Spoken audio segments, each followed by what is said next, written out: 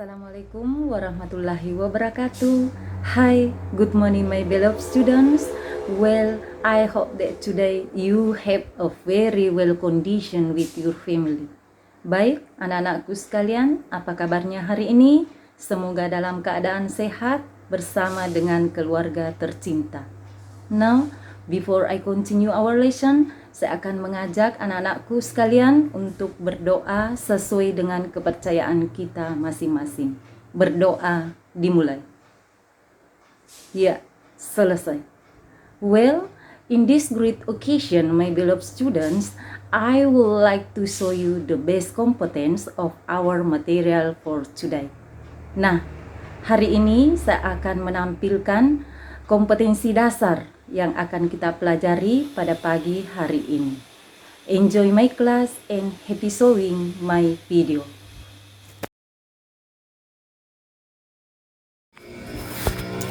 KD 3.6 menerapkan fungsi sosial, struktur teks, dan unsur kebahasaan teks, interaksi transaksional lisan dan tulis yang melibatkan tindakan memberi dan meminta informasi terkait keadaan atau tindakan atau kejadian di waktu lampau dengan konteks penggunaannya atau unsur kebahasaan simple past tense and present perfect tense.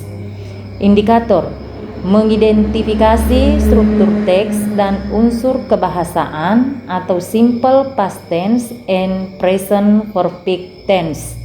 Membedakan struktur teks dan unsur kebahasaan sesuai dengan konteks penggunaannya. Nah, materi ini kita akan membahas tentang pengertian, rumus, dan contoh simple past tense and present perfect tense.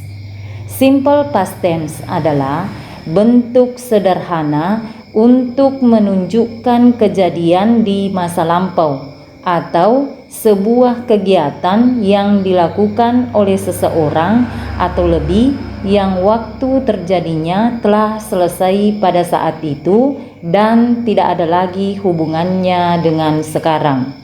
Kemudian, ciri-ciri past tense adalah kegiatan yang dilakukan oleh seseorang itu sangat erat kaitannya dengan kata kerja bentuk kedua. Kata kerja bentuk kedua yang saya maksudkan ini terbagi ke dalam dua macam. Untuk kata kerja yang beraturan atau regular verb, akhiran kata kerja diberi id. Sedangkan yang tidak diberi id adalah kata kerja tidak beraturan atau irregular verb. Rumus simple past tense: positif, subject plus verb to plus object. Negatif, subject plus did not plus verb one plus object. Interrogatif, did plus subject plus verb one plus object. Example: positive, he studied English yesterday. Negative, he did not study English yesterday. Interrogative, did he study English yesterday? Nah, saya jelaskan di sini untuk positif, he di sini jadi subjek, studied verb to, English object, yesterday keterangan waktu. Nah, untuk negatif, he jadi subjek, did not jadi did not, study verb one, English object, yesterday keterangan waktu. Interrogatif, did jadi did, he jadi subjek, study verb one, English object, yesterday keterangan waktu. Nah, ini adalah contoh simple past tense. Positif, dia sudah belajar bahasa Inggris kemarin. Untuk negatifnya, dia sudah tidak belajar bahasa Inggris kemarin. Interrogatif, apakah dia sudah belajar bahasa Inggris kemarin? Untuk contoh positif, menggunakan kata kerja kedua. Dan untuk yang negatif, karena ada kata did, maka kata kerjanya berubah menjadi kata kerja bentuk pertama. Dan untuk contoh interrogatif, berhubung karena ada kata did, maka kata kerjanya berubah pula menjadi kata kerja pertama. Next, I'm going to talk about is present perfect tense. Well, present perfect tense adalah suatu bentuk kata kerja yang digunakan untuk menyatakan suatu yang telah dimulai di masa lalu dan masih berlanjut sampai sekarang.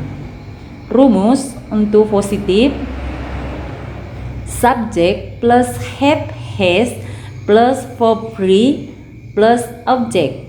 Negatif: subject plus have has plus not plus verb free plus object.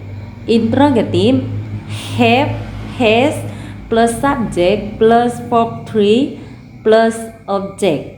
Jadi have digunakan untuk I, you, they, we. Sedangkan has digunakan untuk he, she, it. Example. Untuk positif, she has studied English for 3 months. Negatif, she has not studied English for 3 months. Interrogatif, has she studied English for 3 months?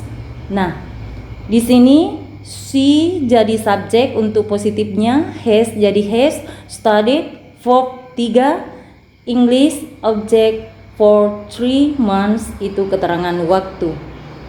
Untuk negatifnya, she subject has not studied verb 3, English object for 3 months keterangan waktu. Untuk interrogatif, has jadi has, she jadi subjek, studied verb 3, English object for 3 months keterangan waktu. Nah, saya jelaskan di sini bahwa di positif ini dia sudah belajar bahasa Inggris selama 3 bulan. Negatifnya, dia sudah tidak belajar bahasa Inggris selama 3 bulan. Untuk interrogatif, apakah dia sudah belajar bahasa Inggris selama 3 bulan? Untuk kata kerja yang digunakan dalam present perfect tense, baik bentuk positif, negatif, maupun interrogatif, kata kerjanya tetap menggunakan kata kerja bentuk ketiga. Kesimpulan: perbedaan dari simple past tense dengan present perfect tense. Contoh untuk simple past tense yaitu she studied English yesterday. Dia sudah belajar bahasa Inggris kemarin. Ini menerangkan bahwa kejadian ini terjadi pada waktu lampau dan sudah selesai atau berakhir. Sedangkan untuk present perfect tense yaitu she has studied English for 3 months. Dia sudah belajar bahasa Inggris selama 3 bulan. Ini menerangkan bahwa kejadian ini terjadi pada waktu lampau dan masih terjadi sampai saat ini. Okay, after explaining about simple past tense and present perfect tense, I hope that the students can get a point and understand from this material. I think that's all. Thank you very much for your attention. Wassalamualaikum warahmatullahi wabarakatuh.